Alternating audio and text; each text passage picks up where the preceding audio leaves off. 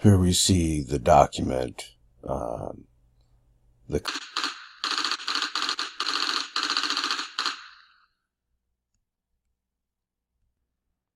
Hey, who told you to shoot them kids? Why you shoot them kids in school? Who told you to shoot them kids?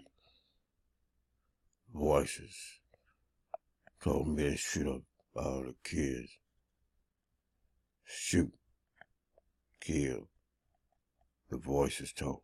Cover letter from the Department of the Army, dated December 13, 2006, and where it was processing a request. It's been unclassified, declassified, bioeffects of selected non-lethal weapons.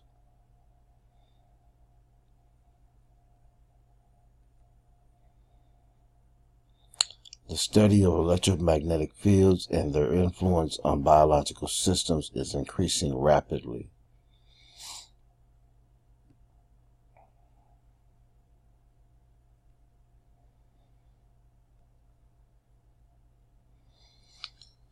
Some of the most poignant and overwhelming verbiage and results of the Army's testing of this type of technology is noted here on page 8.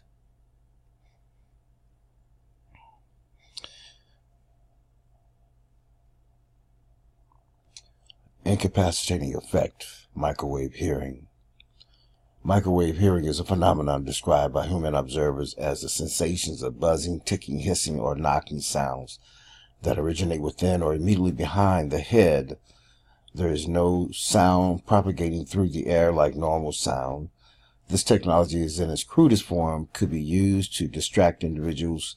If refined, it could be also used to communicate with hostages or hostage takers directly by Morse code or other message systems, possibly even by voice. Aaron Alexis, Navy Yard shooter. Nicholas Cruz, Parkland, Florida, Storm and Douglas school shooting.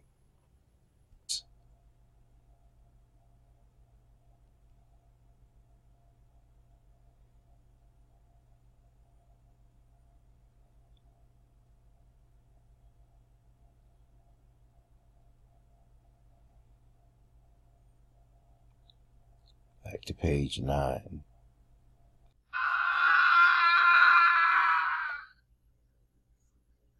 Page 8.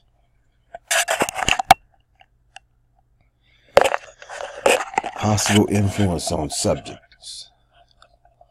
Application of the microwave hearing technology could facilitate a private message transmission. It may be useful to provide a disruptive condition to a person not aware of the technology. Not only might it be disruptive to the sense of hearing, it could be psychologically devastating if one suddenly heard voices within one's head.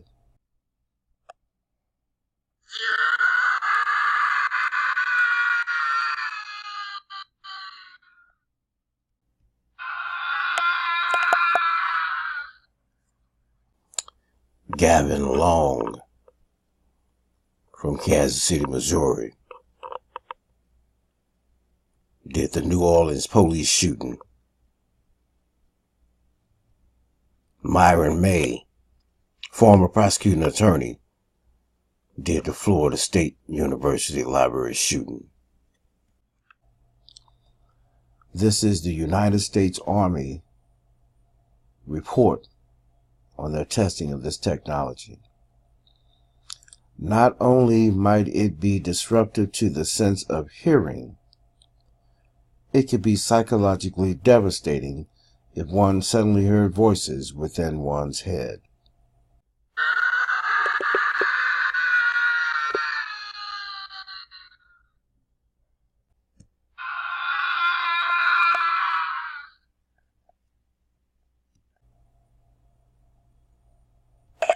We see the U.S. Army report on the bioeffects of selective non-lethal weapons, the use of electromagnetic frequency and microwave hearing technology, how it can be psychologically devastating if one were to suddenly hear voices within one's head, because it's possible. The U.S. patent, now we see in the U.S. Code, Title 18 of the U.S. Code, subsection 2511, interception and disclosure of wire, oral, or electronic communications prohibited.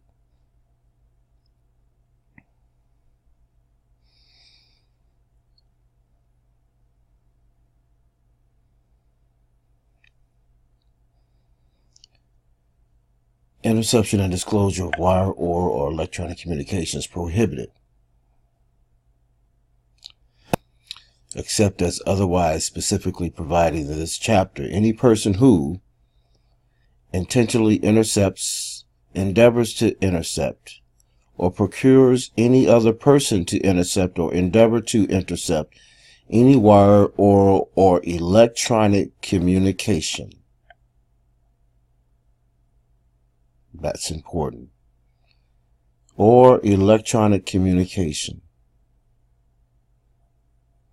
Let's see what that means.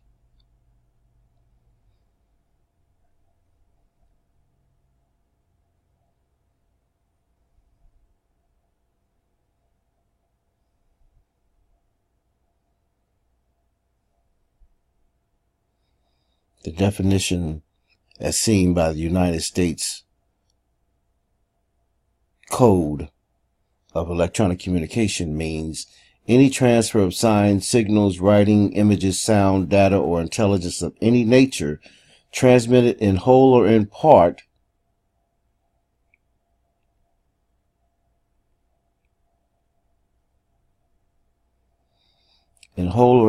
by a wire, radio, electromagnetic, photoelectronic, or photo-optical system that affects interstate or foreign commerce but does not include any wire or oral communication, any communication made through a tone-only paging device, any communication from a tracking device as defined in section 3117 of this title, or electronic funds transfer information stored by a financial institution in a communication system used for electronic storage and transfer of funds. So electronic communication, one of the meanings of that is through electromagnetic means.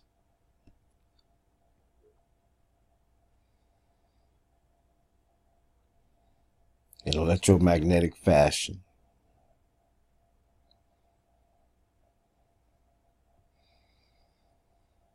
That otherwise other specifically provided in this chapter, any person who intentionally intercepts, so on, or procures, or any electronic communication, which we've seen the definitions of that,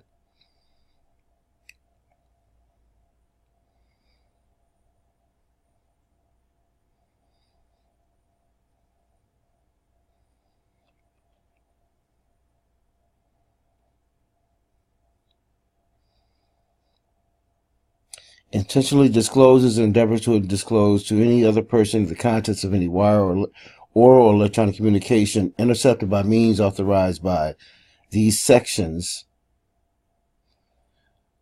knowing or having reason to know that the information was obtained through the interception of such communication in connection with a criminal investigation, having obtained or received the information in connection with a criminal investigation, and having with intent to improperly obstruct, impede, or interfere with a duly authorized criminal investigation shall be punished as provided in subsection 4, or shall be subject to suit as provided in subsection. Forgive my raised voice. So, we've seen the United States Army declassified report on selected non-lethal weapons bioeffects of that electromagnetic frequency and microwave hearing is not just a phenomenon, not a science fiction, but a truth, and that it can be done. How the United States Code says you can't communicate with anybody like that without their permission.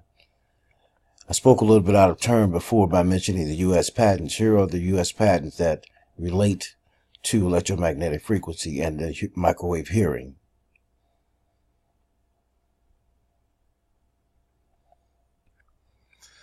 My purpose in making this video and outlining these facts, laying this out in such a way that, because this technology and the fact that it can mimic schizophrenia when people speak of hearing voices and being under electronic harassment and stalking, I think of the mass shooters, educated prosecutor Myron May, an educated man,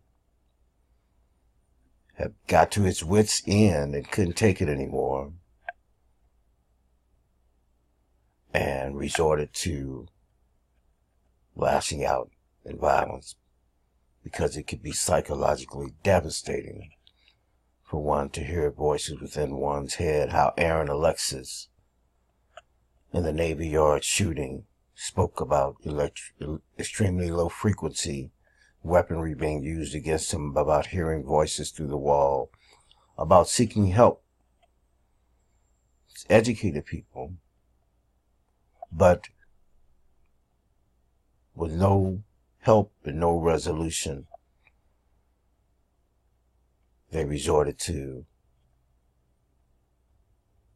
it could be even argued that they were pushed to violence, pushed to their wits' end, because it can be psychologically devastating for one to hear voices within one's head. How Cruz, the shooter in the Parkland shooting, the Parkland school shootings in Florida, spoke about hearing voices and demons in his head telling him to do the crime, to commit the mass murders.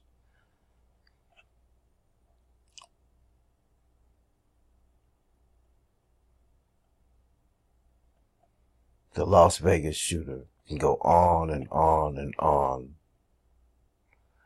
Gavin Long, Kansas City,